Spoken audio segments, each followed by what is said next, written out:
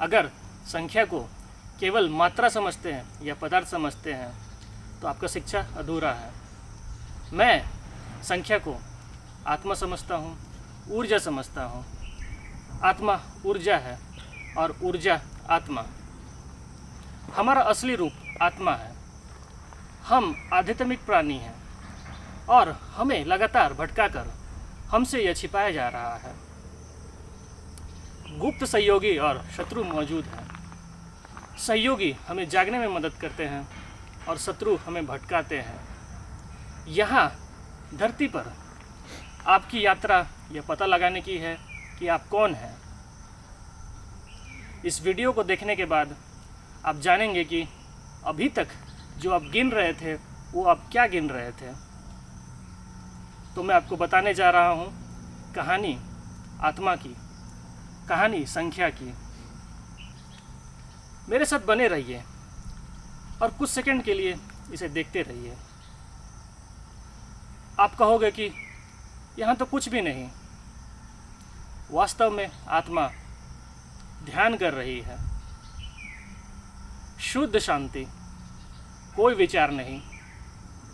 आप शांत समुंदर को देख रहे हैं, विशाल और अपरिमित।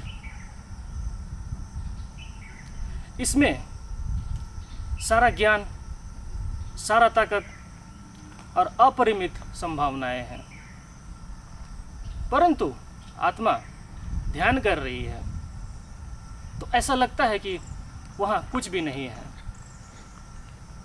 एकदम खाली, निर्वात। इसी को हमने शून्य माना। अभी अभी हमने जाना कि आत्मा अपरिमित है। तो आत्मा अनेक अनेक अनुभव लेना चाहती है, अलग अलग। तो वो सृजन करती है। ये केवल एक कारण हुआ। दूसरा कारण ये कि आत्मा के मन में जो सोच है, आइडिया है, उसको प्रकट करना चाहती है, रूप देना चाहती है। तो वो सृजन करती है, बनाती है। चलिए पहले हम थोड़ा आत्मा के बारे में जान लेते हैं। आत्मा तटस्थ है। ना तो वो लड़का है, ना लड़की, ना पुरुष, ना महिला और ना ही ईंट। आत्मा गोल गोल घूमते हुए अंदर की ओर जाती है, केंद्रित होती है, कंप्रेशन करती है। इससे हीट बनता है, इससे इलेक्ट्रिक बनता है। इसी को हमने पुरुष शक्ति कहा है।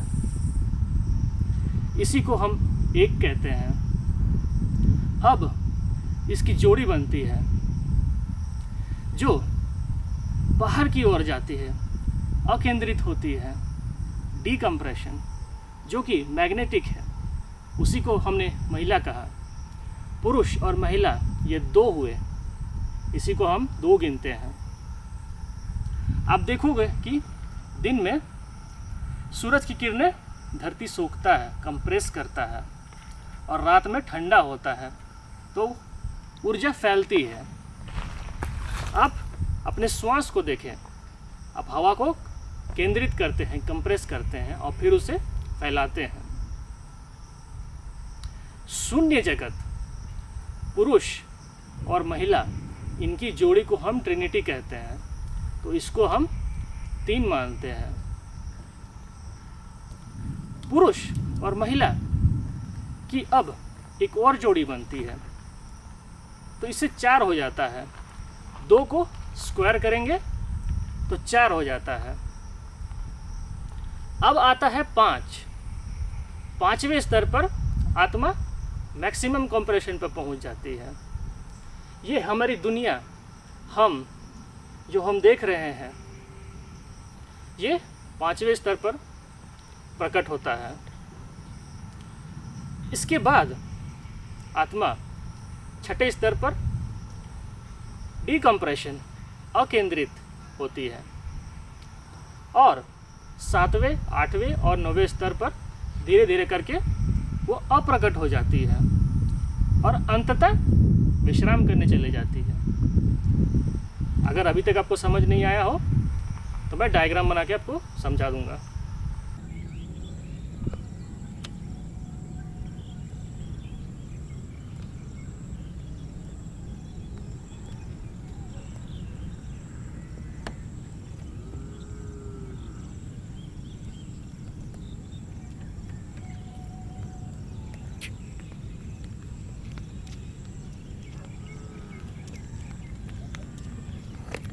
ये वो प्रोसेस है, चेन है, जिससे कि आत्मा सृजन करती है। जैसे कि आपने पहले एम्प्टी स्पेस देखा था, उसी को हम शून्य कहते हैं। तो ये शून्य है। यहाँ से वो गोल गोल घूमते हुए यहाँ तक जाती है, कंप्रेशन करती है और फिर यहाँ एक्सपेंशन करके वो अंततः विश्राम करने चली जाती है। तो यहाँ ये जर्नी ऐसे आगे बढ़ता है।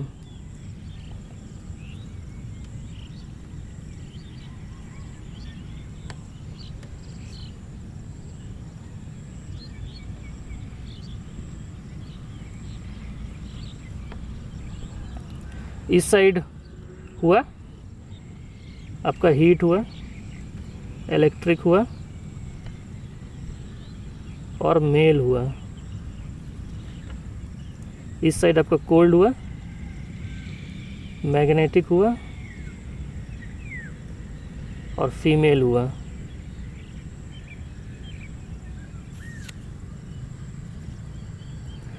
यहाँ से ये पहला मैनिफेस्टेशन हो गया, दूसरा, तीसरा, चौथा और पांचवें लेवल पे हमारी दुनिया जो हमें दिखते हैं वो पांचवें लेवल पे मैनिफेस्ट होता है। और इसके बाद यहाँ से फिर धीरे धीरे वो एक्सपैंड होकर अप्रकट हो जाती है। इसी से हमारा काउंटिंग सिस्टम बना है और डेसिमल सिस्टम बना है। मैं आपको बता दूं कि ये साइड व्यू है। ऊपर से आप इसको देखोगे तो ये गोल गोल नज़र आएगा। 1 2 3 4 5 6 7 8 और 9।